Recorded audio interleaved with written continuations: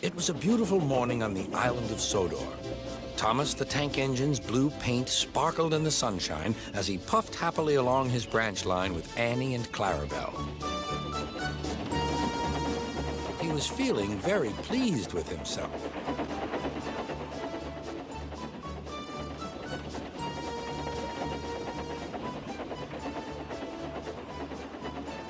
"Hello, Thomas," whistled Percy. "You look splendid."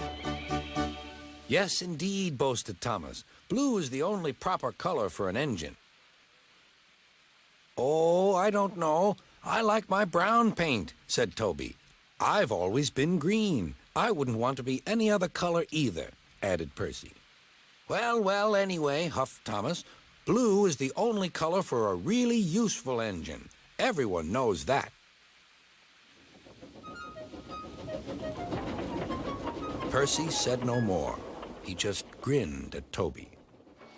Later, Thomas was resting when Percy arrived. A large hopper was loading his freight cars full of coal. Thomas was still being cheeky. "Careful," he warned.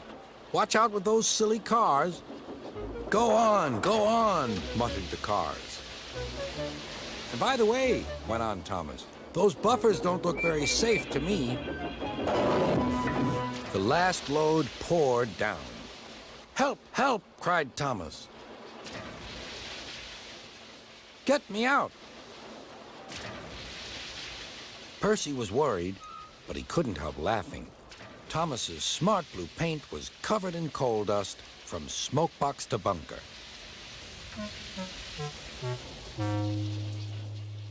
"Ha ha!" chuckled Percy. "You don't look really useful now, Thomas. You look really disgraceful." "I'm not disgraceful," choked Thomas. "You did that on purpose. Get me out."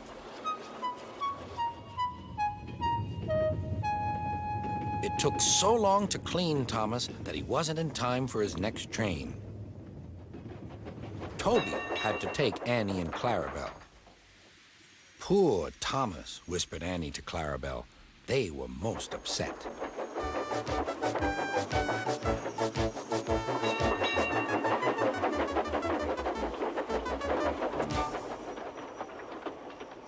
Thomas was grumpy in the shed that night. Toby thought it a great joke, but Percy was cross with Thomas for thinking he had made his paint dirty on purpose. Fancy a really useful blue engine like Thomas becoming a disgrace to Sir Topham Hatt's railway. Next day, Thomas was feeling more cheerful as he watched Percy bring his cars from the junction. The cars were heavy and Percy was tired.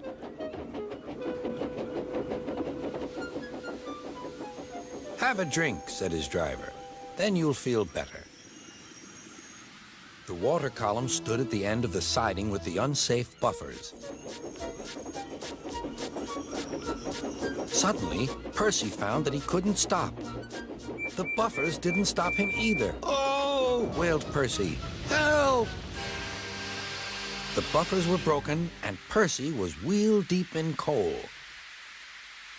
It was time for Thomas to leave. He had seen everything. "Now Percy has learned his lesson, too," he chuckled to himself.